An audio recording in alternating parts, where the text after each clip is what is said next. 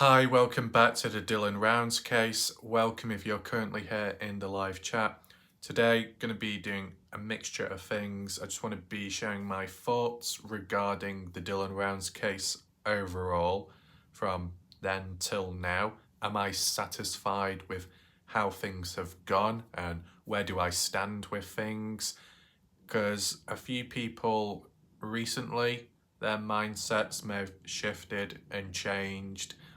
Has it happened with me? Well, I guess you find out shortly. As well, we can do a brief preview analysis of Lance Kelly's upcoming footage. As of recording right now, it's not been released yet. Take in mind the time zone difference. Once this video premieres, maybe Lance's video is public by then. Okay, take that into mind. As well, I have checked on the Find Dylan Rounds Facebook page. Pretty quiet there, kind of empty. Not really seen any more articles or news, so it's kind of gone quiet there, which could be a positive or not, I don't know, depends how you look on it. If you haven't already, make sure to check out my previous video I did on the Dylan Rounds case and the current latest talk. I'll provide a link down below in the pinned comment section. And as we do go along in this video, feel free to share your thoughts, opinions and reactions. You can talk about a range of different stuff. But yeah, I just want to give you my thoughts on where I guess things stand in the case, as well as some other bits and bobs, maybe a little bit to do with Aidan Clune as well, when I just briefly looked there.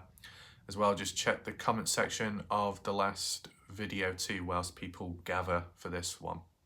So let's head on over to the previous comments to see if there's any questions that need answering, if there's any key points, any additional information. Here we are, select it to newest. We'll start from the bottom. Oh yeah, forget about that comment by me. It was that stupid top what I was wearing. That top, that material, it's dodgy because when you take it off, it makes little crackle sounds like explosions. I don't know. Robert saying I was in Montello Grocery less than an hour ago. Okay, interesting. So, Robert, do you live in Montello or like live nearby? Interesting. Linda guess Brenner got 2 charges: 1, the murder of Dylan; 2, and a charge of moving a dead body. Well, yeah, that's like what we've been reading recently with all the different court documents, news articles and stuff. Wanda, sorry I missed your live, but just got done listening to your video. Very interesting and thought-provoking. Thanks again, Raf, and a big kiss. Shout out to Wanda.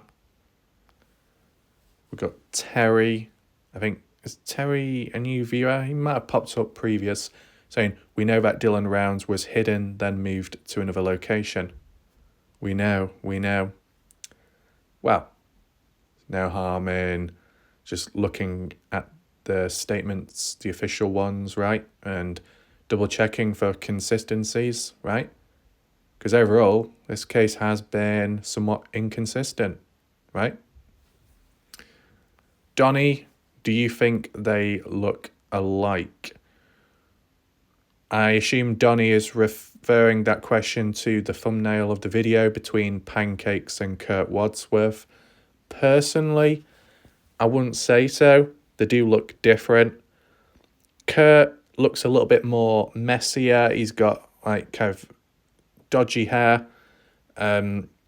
Salty Pancakes looks more like a potato. Bit more bloated around the face.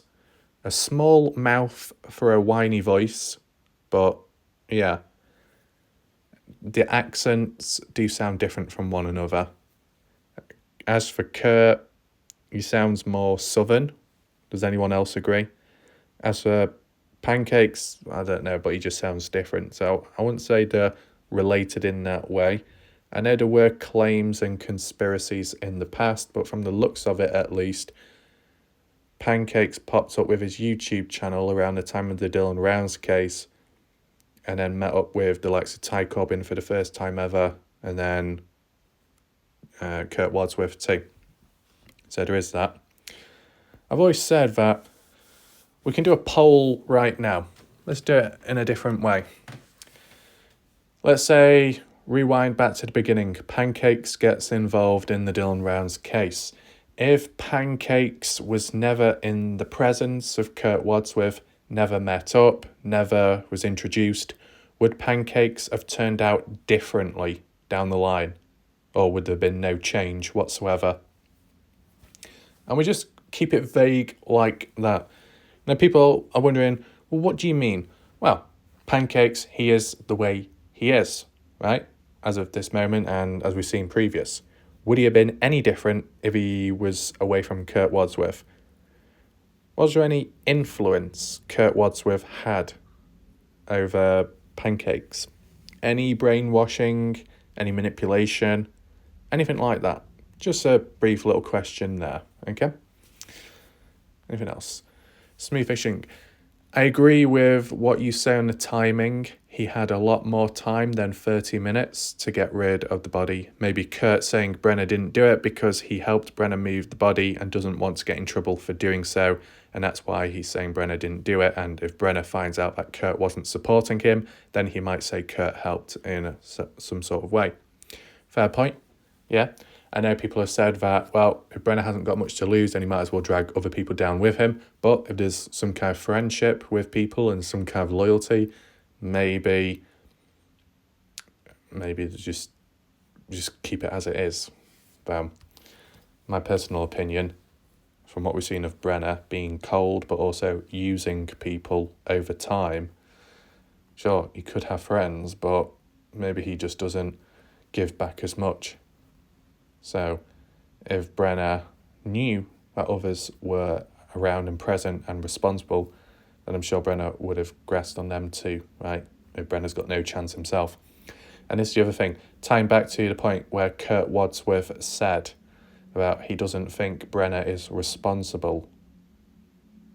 It made me remember one additional point and also what one individual said last night, which is a valid one.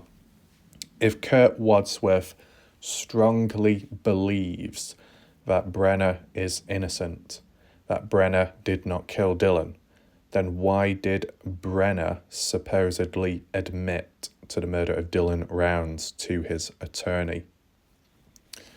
Is it simply because Kurt Wadsworth has never heard of that news before? Or is he sceptical of that as well? Now, you might be wondering, where did that talk come about? Where did it come from? Well, it was in the East Idaho News Channel interview, the latest one, I believe, where Candice Cooley said he pretty much admitted to it. As well, later on in that interview, saying how Brenner is willing to reveal the location of Dylan Rounds' remains, right? So something like that, isn't that more than enough to prove that Brenner has done it? That Brenner himself feels like he's got nowhere else to run. There's not much more he can do, so he might as well just confess, right? Maybe it's one of those things where Kurt Wadsworth literally needs to hear it face to face with Brenner. Needs to be said face to face. Then it might eventually kick on in. But my opinion, though, still is that Kurt Wadsworth could well be in denial, considering what's gone on. If he's reacted the way he's done and he's saddened by the disappearance and death of Dylan, then a person who is alive still and is also a friend but responsible, that's something to process and take in as well. Jacqueline saying Salty has that wrong. I assume that's to do with in response to Pancakes talking about the 30-minute period. Spirit. Oh, what's this? Here you go, Warlike Ref. Link to a 360-degree. 360 was taken in August 2022. You can see the sun tunnels, grain shed, etc. Fistful of Art is 0.40 miles south of the famous hoodie shed, also known as the thrift store, or the bra shed. And then there's a link there. We'll check that out in a second. We might as well. Oh, okay. So that's it for the comments. Let's head on over to this 360-degree image. So a sudden transition onto the maps, following on from that comment by Spirit. We can take in mind this time with the mention of the Fistful of Art and the Bra Shed. Just make sure that we're in the correct location. Yeah. Bra Shed here, as you can see. Fistful of Art. Can't think of it on the spot. Did I say 0.40? 0.40 miles? Is that what they meant? Does it do that? It's in foot. That's awkward. But what I do know is, just get rid of that for a second, it is below it. It could even be that. I don't know. Not as important though. Main importance is that bra shed. Because like, we have done the 360-degree imagery in the past trying to see what we could see on ground level, and it wasn't always the best. So we're taking in mind that this is the bra shed. What's the closest we can get to it? These markers here. And there's a marker there as well. Oh, this could be the one. That structure. Right, so really all we need to be doing is looking ahead, looking forwards. This should be where that little structure is, where those two guys are at. Yep. You saw that road going up that way, so we need to be looking at it from that angle over there. Now, can you see the shed? I can't personally. Looks a little bit blurry to me. Any like movement? Doesn't look like it. It's only in one spot. So most of you would have seen this already by now, but it's just taken in perspective of the things we've looked at recently, such as that shed discovered by Lance Kelly and the clothing found within. Now, Ty Corbin did show up last night and he gave his opinion, first of all saying that there are many sheds like that out there which also have clothing within. So by Ty acknowledging that, does it make it less suspicious? I mean, I guess it's less exclusive to just Dylan. It applies possibly to many other people out there that may have had their clothing stolen, or shops that have been burgled, robbed. Though, still, it's not exactly making it seem normal, is it? Oh yeah, there's a lot of sheds out there which have dumped clothing, bras, and all other kinds of things in between. And it's like, is that a normal occurrence in the US? Is that normal in the desert area to just casually find bras scattered about? I don't know. It's not exactly like this in the UK, so maybe things are different over there. But it highlights a level of crime, right? As for the Fistful of Art, there is the big fist, I believe, just in front of that mound, okay? It's a piece of artwork. Don't know why it was put there, don't know the purpose, don't know who was responsible for it, but I don't know who the artist is. And a comment was saying that you could possibly see the shed. Well, I can't see it from the looks of it. I was looking back the other way.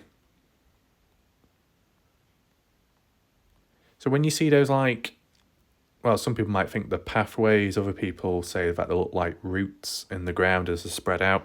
That's why it is. You see those lines, how they just all spread out, go all over the place, like that, into the distance.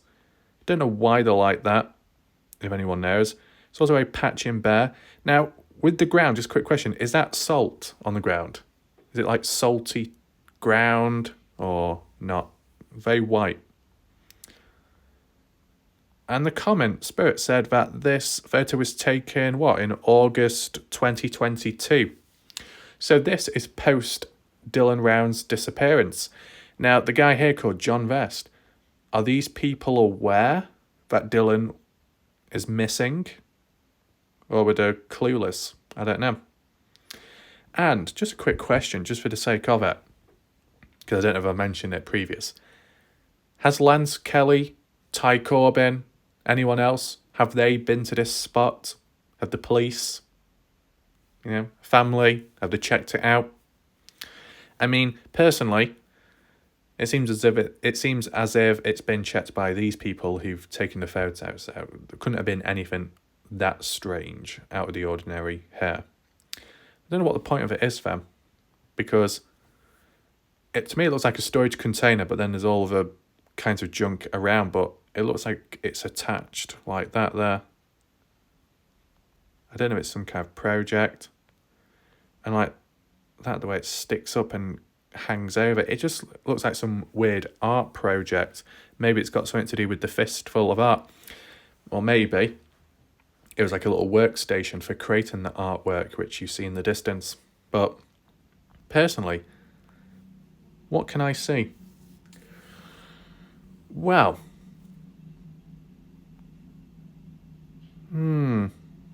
I mean, I can't even really like zoom in anymore. Or could I? Actually, no, I can actually zoom in a little bit more. Oh, there's a cat outside. Looks like one of the kitty cats. Oh my god, where's it gone? It's just ran away. Where's the kitty cat? Kitty cat in chat. What's it doing? Oh my god, it's going near the pond. It's going to go for the frogs. Shh. Shh. It's not working. Kitty cat.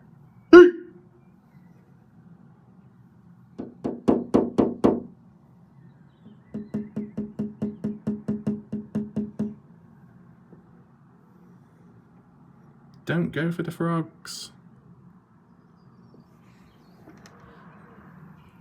Naughty cat.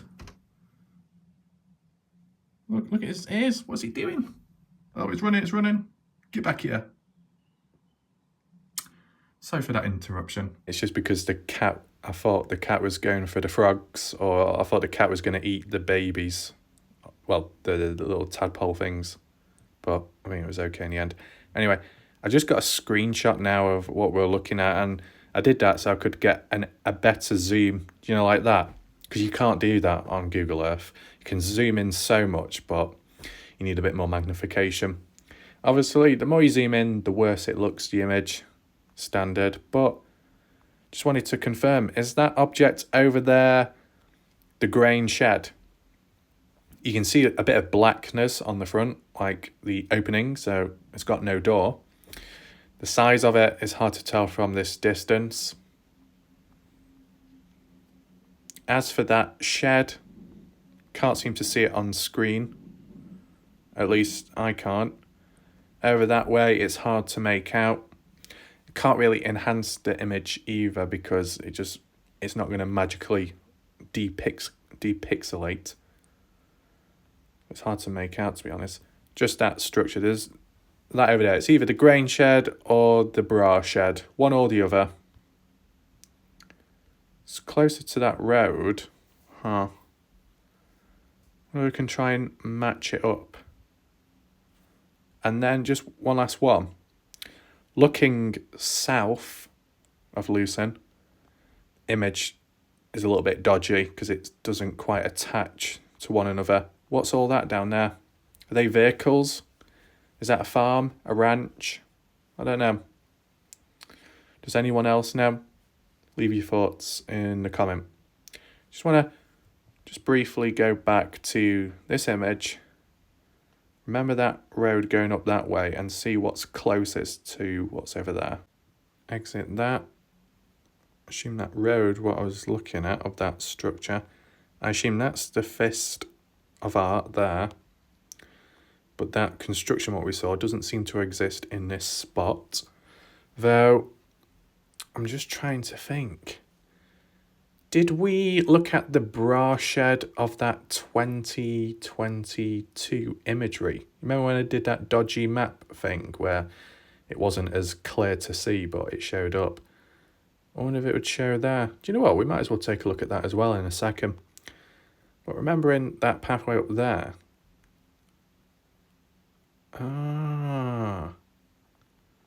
It was. I think it was. Yeah. Because where's the grain shed? Oh my god. We were looking at it at an angle, weren't we? The marker was down here. Why has it all gone blue all of a sudden? That's stupid. Idiot. Don't go blue. Okay, so I guess Google Earth wants to be quirky and unique today. Fuck you. That shit pisses me off. Why does it do that? We're basically down here, right, at that spot, and that's why we saw those lines branching out where I said they look like roots, okay? That white car was parked near to that road, and the camera angle what we were looking at where we saw that shed object was over that way. So we drag the cursor somewhere over this way. What do we come across? Maybe it was at a slight angle. Well, if we carried on over that way, we're going away from the grain shed, in which the grain shed is slightly over that way. So just a slight little adjustment, and you got the bra shed there. So that could clear that up, right? That image, what we were looking at on ground level, looking into the distance, and you saw that shed. In the past, some of us thought it was the grain shed property, just because of the shape of it and the visual look. But I think that's been cleared up now and debunked.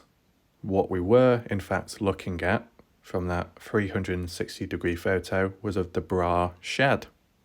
Okay. Take in mind, at certain points, you might not know the full story.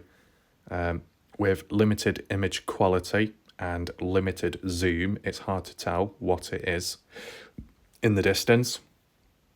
As Ty said, it is all sheds here and there and everywhere. You might not know which one's which, but from the looks of it, we've been able to identify what is what and cleared that little question up, which is all good. What we'll just do now briefly, because I can't remember if I did previous, just go back to this spot on that other map site just to see if it looks any different in 2022. Okay, here we are. So obviously it's not the clearest. Is it as easy though to try and match it up? Do you know what? I'll be honest with you, it might be a little bit difficult. No, it's not difficult. I've just found it right now, accidentally. Boom. Boom, boom, boom. Yes! Slap my leg. There we go. So this is a spot what we were looking at moments beforehand, where you saw all those lines splitting off like roots.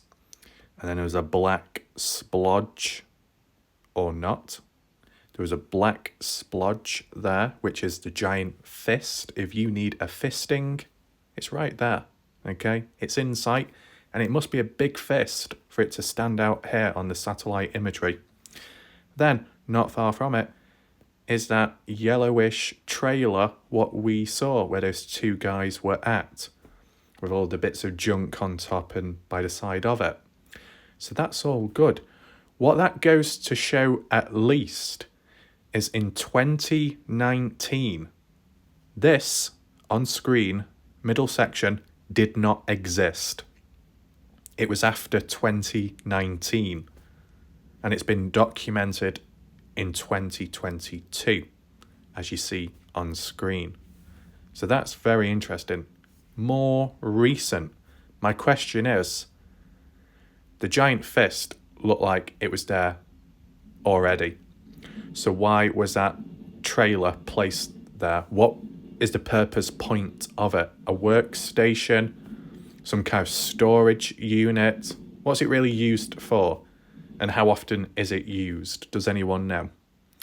But that's good. Once again, we are noticing all these different visual changes. And like how one person said not long ago, looking at these different maps, you're like learning everything all over again. You are, in a way. Now, if we followed that road at a slight angle, we should come across the bra shed. Boom. There we go. Once again, here's the bra shed. Can you see? 2022. Now, maybe it's down to the visual well, the limiting visual factor, but what I don't see on screen is any planks of wood. And yet in 2019, there were planks of wood on the side. Stop doing that. No planks of wood. Unless it's just stuttering. Pixelated. Must be. Because you've gone from 2019 to the bra shed being there with wood nearby as if it's not been finished yet. Then you go to 2022, just recent time in March, and Lance Kelly's come across it and there's wood outside. But here on screen, 2022, before Lance Kelly footage, and there's no wood. So what's gone on there? Who's been there in between? Unless it just doesn't show up clearly on this map feature, possibly. That's all I could think of. Not too much change though, overall. Also, just as a brief reference point around when this was put there, don't know exactly, but I can confirm when looking at Google Earth Pro, in 2013, it did not exist. Before 2013, it didn't exist either, right? So I don't know exactly what year, because when I was, when you do Google Earth Pro, it jumps from 2013 to like 2019. It's kind of stupid, to be honest. It can be like that in some areas. In the more populated, busy areas, it's easier and more accessible. But you're in Lucin, middle of nowhere. How many times are Google or something going to map the area out? Not as often. But I just wanted to point that out to you. Maybe not like right now, but let me know down the line if you'd like to see any other locations what we've previously looked at, checked on the maps, right? There is one in the back of my mind which I was kind of interested in checking out, but I don't know if I'll be able to find it. Got to zoom out first of all just to... Does it really show the border on here? Not quite sure. Where's that like power station at? Well, that dirt road, is it there? No, it looks like it's on the wrong side of the road. Where's that then?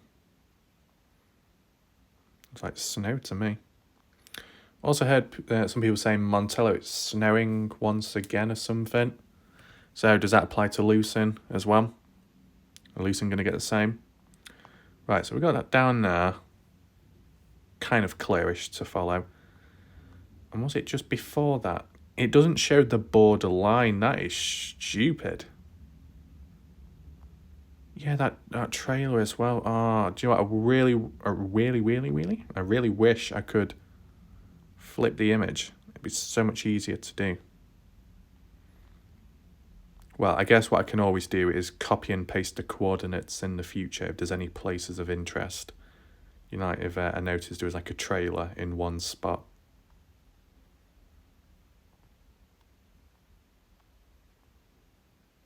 There should be a pond nearby here.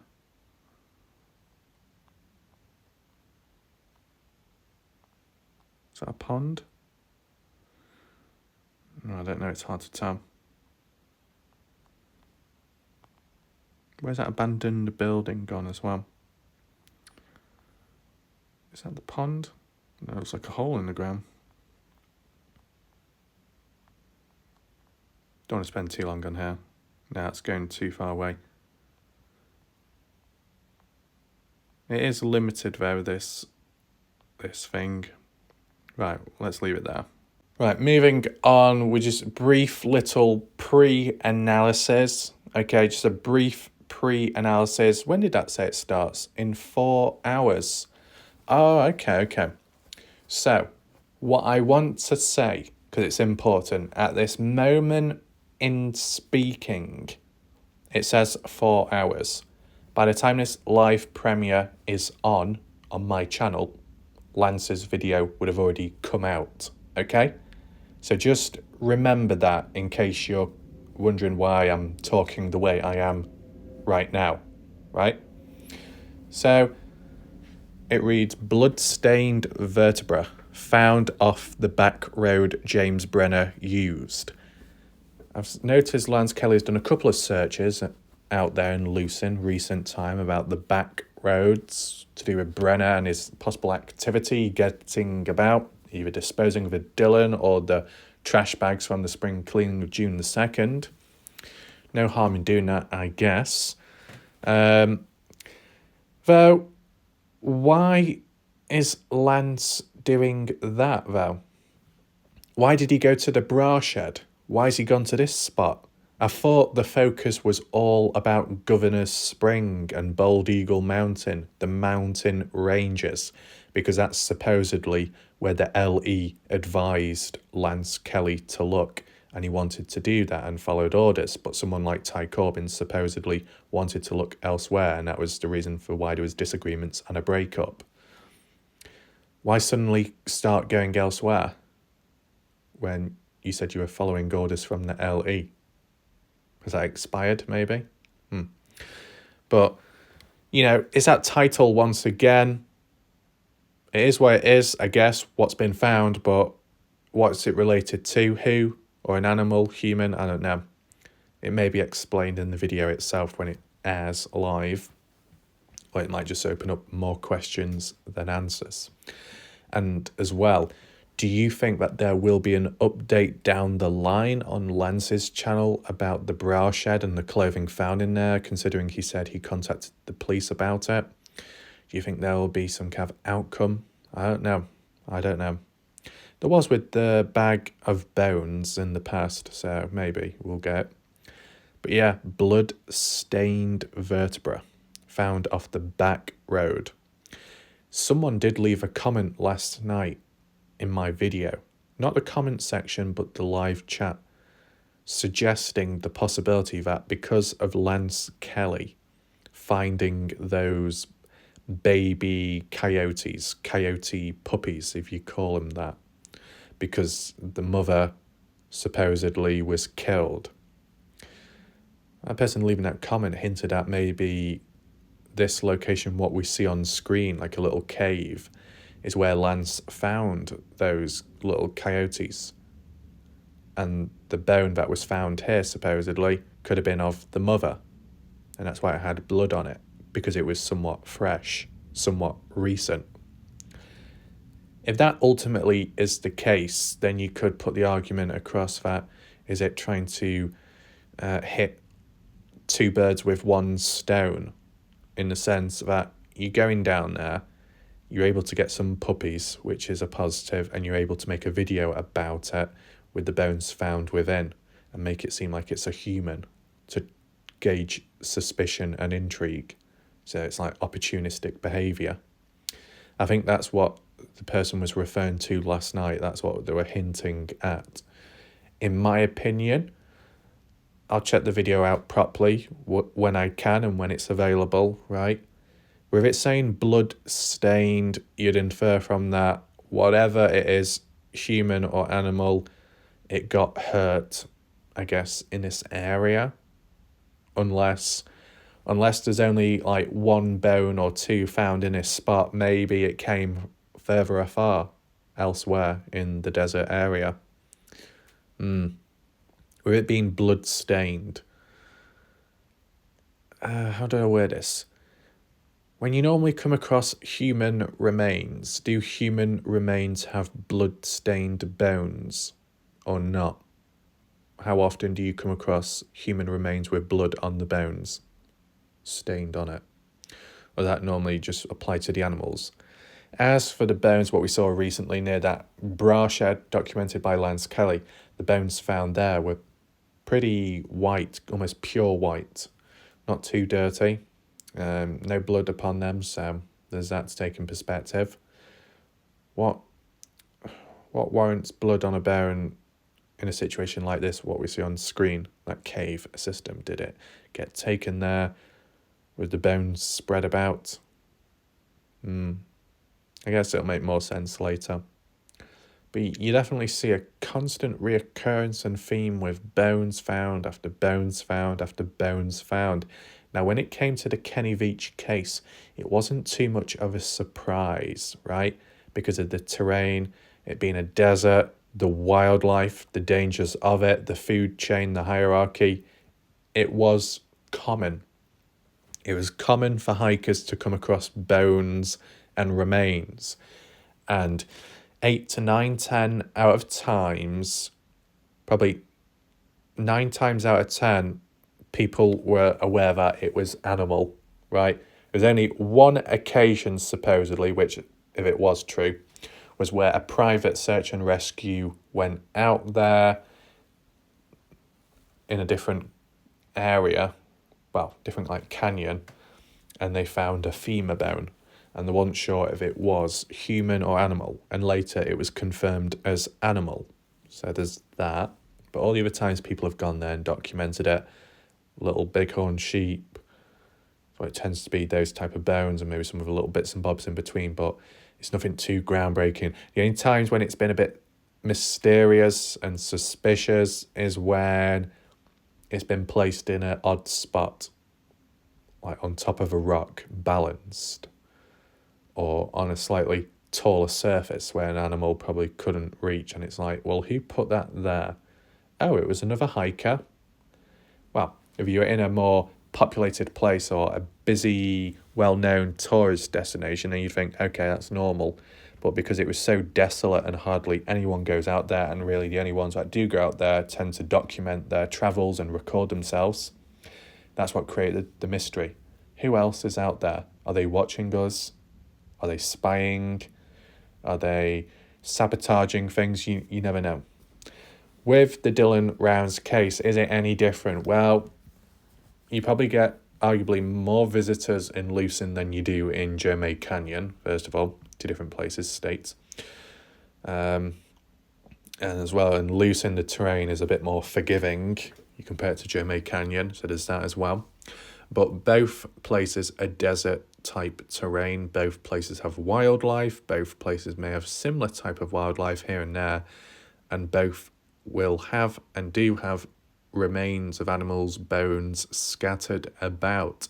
So if you're out there constantly looking for Dylan and you're coming across a bone after bone after bone, most likely, majority of the time, if not all the time, it's going to be an animal. There's no harm in documenting it end of the day, but does it get to a point where it becomes so predictable what it's going to turn out to be? Let me know your thoughts. And what I do want to say is, if Lance Kelly came across remains of a human, not saying it's Dylan, but just remains of a human, and it's quite telling because it's like full skeletal remains, or majority of it, to suggest why it's a human. Would Lance Kelly record it and then upload it to YouTube and say he's called the police? Or would that be the one time he actually keeps things very quiet and does it behind the scene? Just a question out of intrigue. I mean, would you say Lance Kelly is quite open about things in the case when it comes to talking about stuff? I mean, when it's come to possible updates regarding Brenner, court dates, whether it's been delayed or there's a date to be expected, Lance Kelly has provided it in the community tab. They've done live streams as well, talking about the current situation of where they stand in the case, their movements ahead, where they're at with the cadaver dog, stuff like that. They're open about that to an extent. I know other people will disagree and say Lance has been secretive about this or that, but I'm not going to know everything because I don't follow everything, but I do what I can. The only time I noticed recently where Lance Kelly kind of limited what he could talk about was to do with the backhoe, the blood found in the bucket area of the backhoe, one of them, saying that there was more than one backhoe on site and that he can't explain or reveal public where he got the information from. But in addition, he can't say, like, who owns the backhoe. I mean, one of those things where out of the court documents, press release, what the family have said, there's been no talks about the backhoe unless that comes out later and is talked about public. Guess time will tell, of course. Is the backhoe the final puzzle piece? I don't know. I mean, you might end up finding bits of evidence out of sync, like out in a different order. If you followed it in the correct order somehow, then it would be probably more practical because the final clue, the piece, should be in the direction of where Dylan is at. But if you found one clue before the other in the wrong order, then it might make things a little bit more difficult. Now, if the stuff is spread out, dumped here and dumped there, you're not going to be able to like really retrace it, like footstep by footstep, I would say. But yeah, I just wanted to point this out. You may have already watched this video by now of Lance Kelly's. What you can do though is in the chat, share your thoughts, discussions, reactions about the video of Lance Kelly when it has gone live. Are you interested by it? Does it reveal more questions? Was it disappointing? Just, feel free to talk about it because it could clear things up on the spot, tie up loose ends immediately. No harm in that. The cave itself, well, it looks like some kind of cave. Kind of looks like a skull face. The bottom part actually looks like a shape of an M, like a M cave. That's kind of ironic, that, considering. But yeah, I guess we can do further analysis of this at a later point if necessary. We'll just see what the response is like from people. And now I'll share with you my thoughts around the Dylan Rounds case, the direction it's gone, where we're at right now. Am I satisfied with it, yes or no?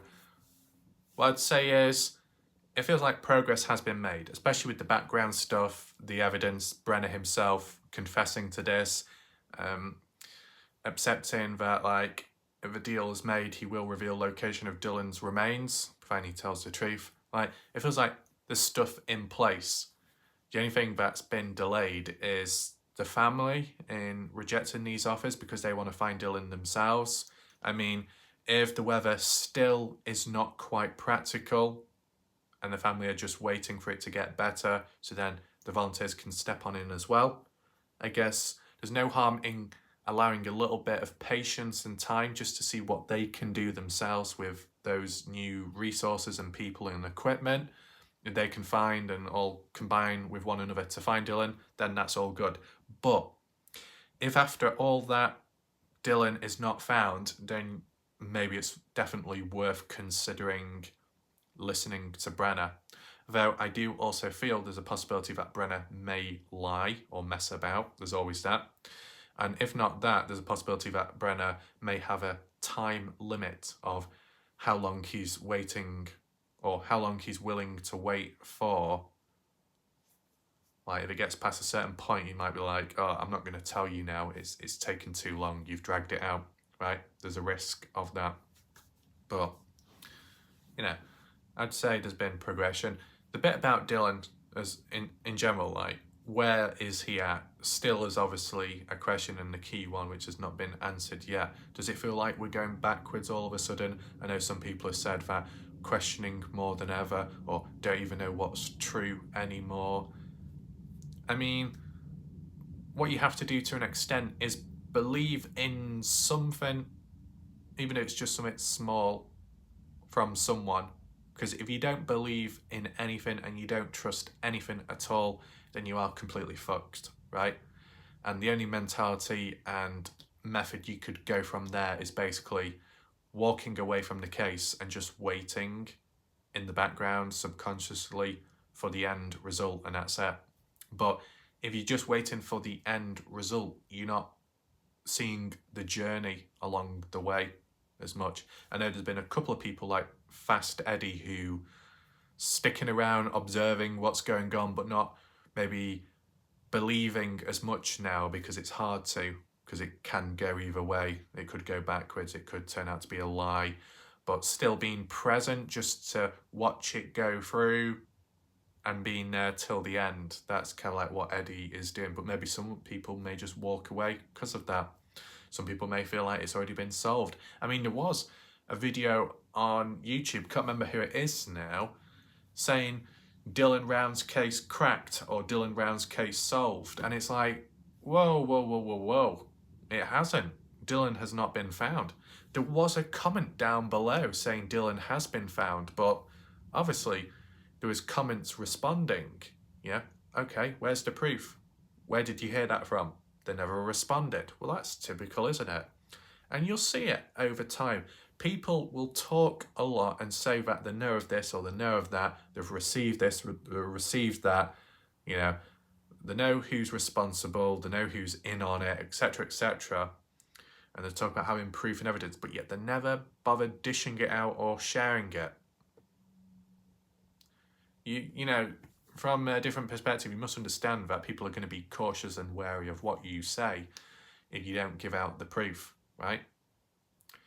Like, on a smaller scale, other YouTube channels out there, like with Kenny Veach, reality is majority of YouTubers, if not all out there that come along into the Kenny Veach case and talk about it, whether it be for a one-off, one video, or a couple, majority fail to include any of my research, any of my videos, anything what I've done. I'm a complete ghost. I do not exist in the Kenny Veach case in the eyes of the general public. That's how pathetic things are at times, right?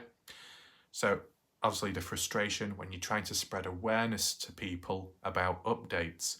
And here and there I've left some comments on other YouTube channels. And obviously, because you got degenerative followers out there, not of my channel, but degenerative followers just in general of the case, or more so other people's channels out there which do random stuff, right? Short clips where I've left comments. People have responded saying, bullshit, where is it? Oh, misinformation. Oh, show us. And it's like, here's the link, but I can't post the link, but check it out on my channel. If you hear that yourself, you probably think, oh, that sounds a load of BS. There is nothing I can do about that comment, and I'll explain. If I provide a link within that message to that particular video I'm referencing, YouTube automatically detect it as spam and remove the comment. The YouTube channel would have to, the other person's YouTube channel would have to go into the reviewed comments and accept and approve mine as being okay. And considering majority of YouTubers don't respond back, especially the bigger end channels, they're never going to see it, they're never going to approve it. So that comment, although is public to me, no one can view it. So setting myself up to failure, it'll fall on deaf ears.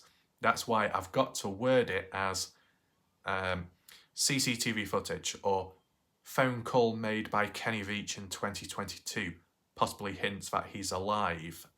Check that out on my channel, and people will be demanding for the link. But I can't provide it because if I do, the comment will be automatically removed. It's a lose-lose situation. You post the link, it falls on deaf ears. You don't post the link, but you still spread awareness and you're called out for faking it. Now, in Joy Perry's situation, as for in the Dylan Rounds case, there are external opportunities to share the information about email or other social media platforms. As for email, at this point in time, it's too risky. Someone like Fast Eddie suggested putting the email up on the YouTube channel page or something. I did that once in the past with the Kenny Veach stuff, and immediately one person with an obsession and their cryptic codes started messaging me and all this and that, right? It was immediate. You think of the Dylan Rounds case, the way people are within that, most likely they'd probably start leaking this information, leaking that, and screwing one another over. So I do have Instagram, I do have the degenerative platform TikTok, okay? So if Joy Perry decided to go on TikTok, do a singing and dancing video, you know, all that, you can also provide a little comment down below, or a link to maybe material in the message section. And if that's not quite practical, then maybe Instagram can be done. Like if Joy Perry has screenshots, photos of, you know, well, this is the thing. Taking a screenshot of a conversation, is it a private conversation? Is that why it can't be shared public? Is that why Doug from No Thanks never really shared it public? Could it actually lead to more drama? I don't know. Maybe it's one of those things where there's no harm in sharing it, but just not releasing it literally public, right? So behind the scenes. And as I said, there are chances, but it's just not happened, and it may never, right? But you know, yeah, this is the thing, like, just linking back, let's just refer back to my opinion on the case, the Dylan Rounds one. If you want me to be realistic, back in 2022 of December, it felt like I was coming to the end of covering the Dylan Rounds case. Fast forward months on, we're still here. And that's just simply because at that point in time, there wasn't much. And the next thing you know, something has popped up, which opens many different doorways. And once again, it's happened in recent time. So there is unfinished business, being honest, right? Just recent, I was getting to that point of, well, we've done most of it, but with Weezer's comment and her stories and experiences and witnessing this and that, it's opened up some key discussions, right? Need some dedicated videos on that stuff. It may not be that long, but just to tie up any loose ends, or at least document it on the maps so you can at least see it yourself, try and make sense of it. I guess, whilst maybe across all boards and maybe people closer within the case may have acknowledged my videos for keeping the case alive, I guess it's also important not to stray too far away from then going into the conspiracy route and covering all that, because it kind of undoes all the work, right? So that's why we're just looking at some of these more official events which have been witnessed, documented by people such as in Montello or nearby, and then we look at it on the maps. As for the conspiracies about Farming Simulator, we can briefly talk about it, brief discussion within the video, but do not specifically title it conspiracies or something like that. Maybe in the past, but at this point, if you did, then it seems like you're going back on yourself. So overall, I feel like there's still a few more videos to do just because of Weezer's comment recently opening up new ideas, right? They might as well be looked at whilst they're still fresh, okay? I was supposed to be doing a video about the dodgy white van in Lucin, Utah, but it looks like I already did one of those in the past, an 8-minute 36-second clip. So I tagged Weezer in that video. Make sure to check it out, Weezer. You should see it in the bell icon top right corner of the screen on YouTube. Click on that and then click on mentions, and then you'll be mentioned and then directed to that video. Okay, I thought there was no point recreating the video when I've already uploaded it in the past. Sure, granted at the time I might have been saying, oh, is it someone else's? But you can still look back at it and think whether that is Bibbins or not. Okay, just wanted to point that out. So yeah, I'm somewhat satisfied with the way the case is going. I know a majority of people may not be because it's still not quite finished, but I'd say that you got to at least a checkpoint now, the checkpoint of Brenner being charged, as well as the evidence really reinforcing it, okay? I know some people are questioning it. Like, what I would say, as for the evidence or the talk about it, I would say fairly satisfied with it. It seems good enough at this point, but I'm aware other people are a bit skeptical, but they don't think that's Dylan's blood on Brenner's shirt, or that they think that the shirt that Brenna was wearing wasn't Brenna's, but it was Dylan's. And it's like, what? That's what I don't quite understand. Like, if you start really questioning and really countering and going against the official statements and information presented by higher authority, although it's practical at times, at a moment like this in the case, by questioning it like heavily, feels like you're going against it. Feels like you're actually going backwards, trying to sabotage the case. Now, people are only doing that because they are genuinely confused, or they are genuinely lacking trust and stability within people in this case. Considering how LE has supposedly handled stuff with time, right? If the LE didn't mess up in the beginning and they didn't delay things and they performed a little bit better and took maybe a little bit more care, then there wouldn't be as many trust issues. So then when evidence or information is processed and released public as like a statement or a court document, you might end up believing it more, right? I mean, how many people in the chat feel reassured when Candice Cooley speaks when giving an update? Does it make you feel calm? Does it make you scratch and claw your head thinking, oh my God, what is she saying? She's lying, she's making contradictions. You know, how do you react to that stuff? How do you react to when Justin Rounds speaks and shares his thoughts? I can give you my reactions on the spot, like how I would normally be when these new videos come out, whether it be the East Idaho news interviews or the Doug No Thanks ones, right? You can share your reactions in the chat right now. So when Candice Cooley speaks in a new interview, first of all, I'm like, oh, good, finally, we've got to a point now. Let's see what is new, what's going to be talked about. Starts talking, referring to past points. Okay. Mentions some new points. Interesting. The odd slip up or the odd contradiction. Wait, oh, not again. And then fast forward, months on, another video, clears up that previous stuff. Oh, okay. But then there's another contradiction in something else. Almost like a constant bump in the road. As one thing's resolved, another thing is opened up and questioned and causes a bit of disruption.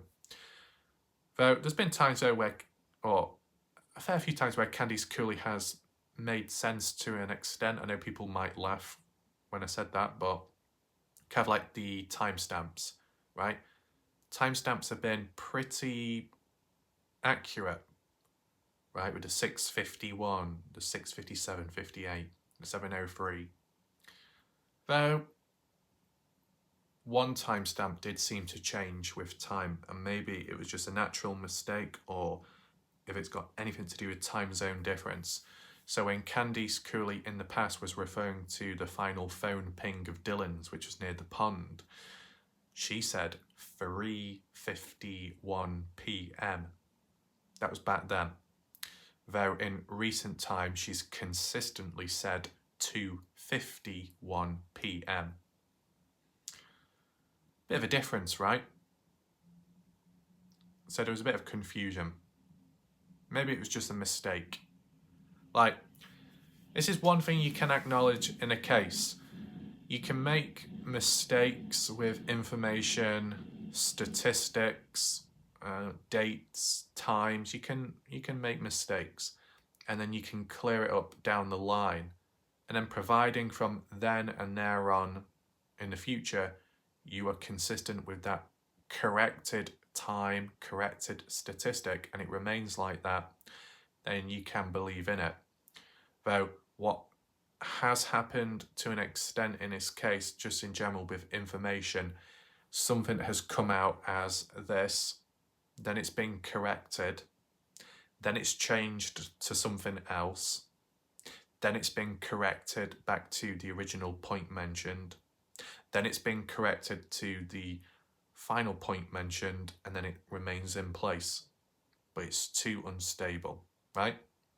So that's the way I see things, at least with the timestamps. It's been mainly consistent since, so I'm okay with that. I can make sense of it, right? Obviously, the phone pings of the others, like Brenner, his actual phone, if Brenner's phone was in the same place as Dylan Round's phone, then it would really reinforce that Brenner was in possession of Dylan's phone, I would say, right? Though they've not really released that. So why have they not released it public? Brenner's, timestamps of his phone pings. If Brenner is the one going about with Dylan's phone, then you'd think Brenner's got his own phone with him, so why are they not releasing that as well? They've already released that video, not released, but they've talked about it public, about the video recording of Brenner with the blood on him belonging to Dylan. That seems pretty incriminating enough. Then why can't you do the same with the phone pings of Brenner's actual phone, right? Is there a hierarchy of what can be released and what can't? I mean, if it was just something as simple as some stuff was found back then, others were found recently, and the recent stuff, which could be not as important in evidence on the hierarchy list, takes some time for it to come out, just simply because it's more recent and it takes time to process. That's all I can think of. I do feel though that with just recent, the silence, that could possibly be because there's some little movement going on in the background. Maybe there's a bit of planning, prepping, organisation to do with the searches in summertime. Obviously, with Lance Kelly still doing his own thing within Lucin, is there a possibility that Lance Kelly may back off when the family, the Rounds, the Coolies and anyone else comes on in? Maybe. I don't know, we'll just have to see how things go out.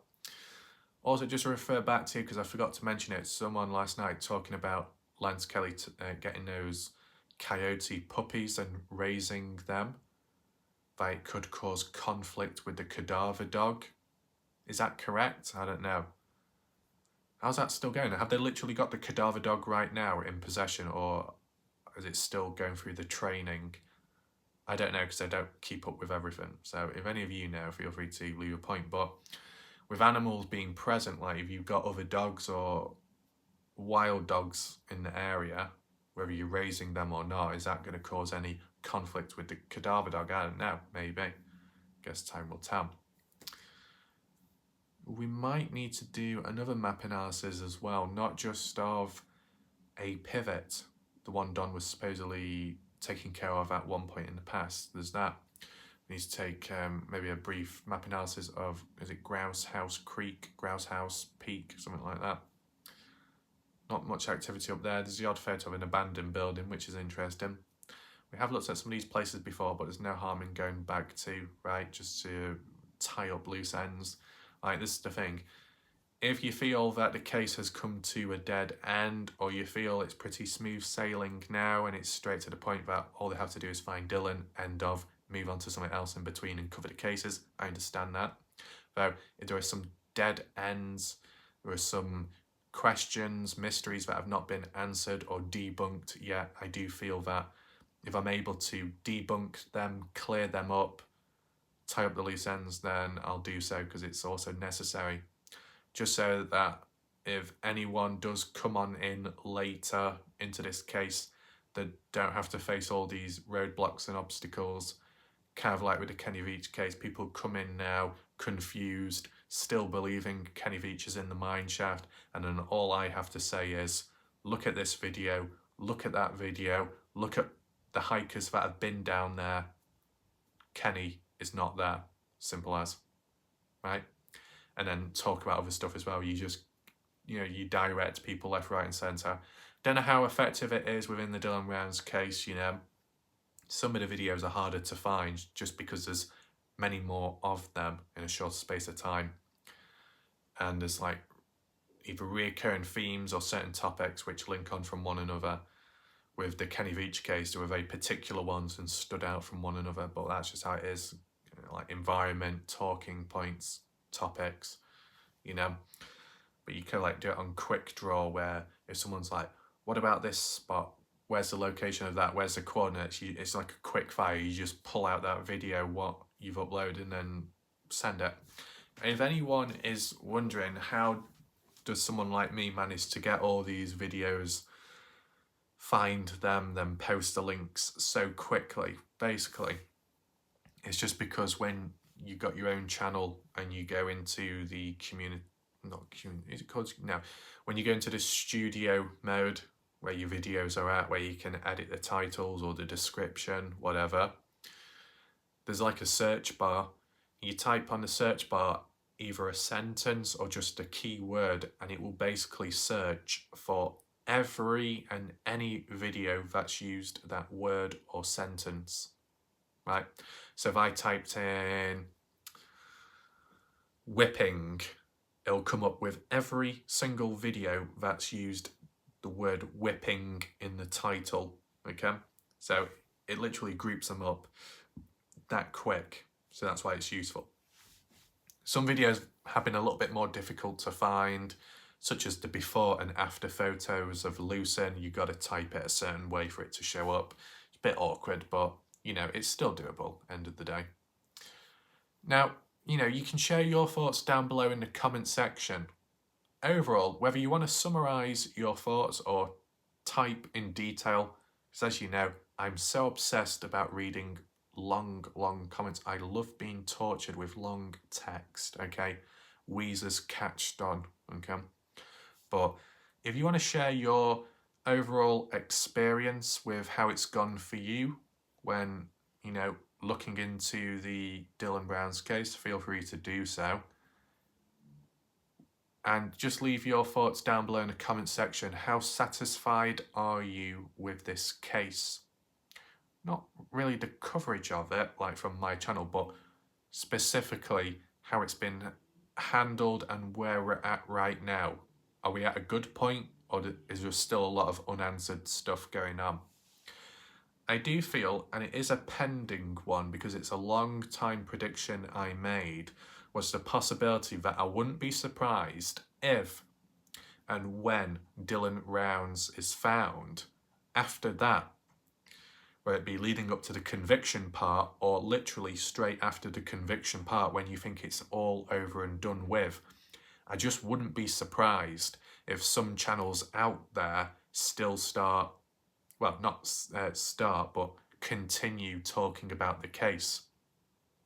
Like bringing out more conspiracies, more fake stuff, more questions when it's not necessary. You know, it's basically when the case has been solved, people still think that it hasn't and keep making videos.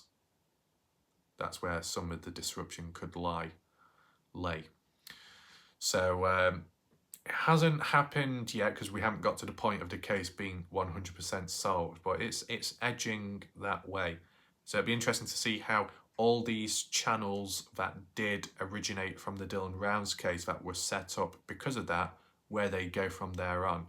Do they look at a different case, or do they keep bringing back the original one and then also bringing back the other people with the drama in between? Like, one thing I do remember, and obviously it was very short lasting, but there was a time on the Shack Ladies live stream in the past where obviously Jim, Terry and Pancakes were at war with one another, you know, one of those situations, back and forth. But within the same stream, both of them agreed on a truce and both of them said they were going to work together on another case, another missing person. Next day later, I think things fell through. So that was very short lasting. Does anyone remember that? You know, it seemed as if everyone was going to kiss and make up, and the next thing you know, oh, pure hell, breaking loose. The only other thing to mention was, I don't know where it started from, but I did see a comment last night by American Honey asking someone, did they hear of Pancakes? Like, have you heard from him? And I saw that and I was like, oh, I wonder what that means. And then I think earlier today, some people talking about Pancakes receiving a 1-week ban from YouTube, and that's why he's been quiet. Is that true? Has Pancakes been banned from YouTube temporarily? Leave a comment in the chat right now if you know. Yeah, I don't know why or how, or like, is it something he said, a video he did? Was it a copyright strike, a copyright claim? I don't know at this point, but you know, you can see how messy things can get. if you look back, and obviously I was wary from the start, but not everyone was, where people might say, oh, you should associate yourself with that person or that person. And then you look back now and you think, well, that person who's associated with that one has been attacked. Location, threats, things revealed, things exposed, drama, inner stuff. So if you drag yourself in with certain crowds, then you get dragged down yourself, right? But because of avoiding most of that, that's not really been the case, right? And is it easy to avoid all of that? To an extent it is, but then again, it depends what type of person you are. That can always play a factor, and it can vary in results. But simply because the original focus was of Dylan Rounds, that's why I was here in the first place, and why other people are present, because of the Dylan Rounds case. When all the other stuff is going on around, you just simply say, well, there are videos to make, they're about Dylan, they're for Dylan, so they're going to be made. And that's about it. You could argue and say, all the other stuff you only involve yourself in is when you've got nothing else to create. You've got no other videos to make. Is it a desperate attempt? I don't know. Yeah, sometimes you can make light-hearted videos. There's no harm with that. Other times you might defend yourself to do a video. No harm in that. Sometimes you might refer to an issue, an ongoing one going on, because it ties somehow within the Dylan Rounds case, as clearly mentioned previous. So, I guess there's different levels and tiers. One thing just to acknowledge, which I didn't do earlier on, which is a bit of a shame, but never mind, is last night, people on good behaviour, once again, surprised, considering what the video was about, It seems as if when videos are made about Kurt Wadsworth, or partially with Pancakes if he's shared a thought relevant to the Dylan Rounds case, as I said, as I responded last night, you may get Jim Terry viewers and people from afar coming on in, okay? So you can kind of maybe develop some kind of pattern of a certain theme, discussion, talking point within the Dylan Rounds case may bring in certain crowds of people from time to time, right? So yeah, that's interesting. Is the Shack Lady doing any more live streams coverage on the Dylan Rounds case? I don't know. Maybe she might do one here and there, like a catch up. As for that new custom emoji, I think some of the kitty cats have taken a shine to it. They're using it left, right and centre. And at least the positive thing is, with that big whip, it will never wear away, unlike that other one, which has, let me find it, that one's faded away, it's just destroyed, But the one on screen, that will always remain, so that's all good. But Maria using it over and over again, wow. I know Maria was talking about doing exercise, like going on runs, jogging about. I mean, all those whip emojis you use, that was a workout in itself. So I guess there's benefits there as well. Is there anything else that needs to be done? No. The whip hasn't been used as much, so that must mean people are on good behaviour. So I think we'll leave it there. This was just a bit of a, I don't know what you'd call it, just a discussion point one, me giving my opinion overall on the case up to now, but as well tying up the odd loose end with that imagery from the satellite, Google Earth 360 degree imagery. So that's good, with it being the bra shed, what we actually saw, not the grain shed. Okay, if you have just suddenly joined, well, you'll need to rewind back to the beginning because we're about to end. And yeah, hopefully you enjoyed the video. Let me know if you got any questions or additional thoughts, list them down below. We'll see what happens next, but for now, that's it. Goodbye and good night.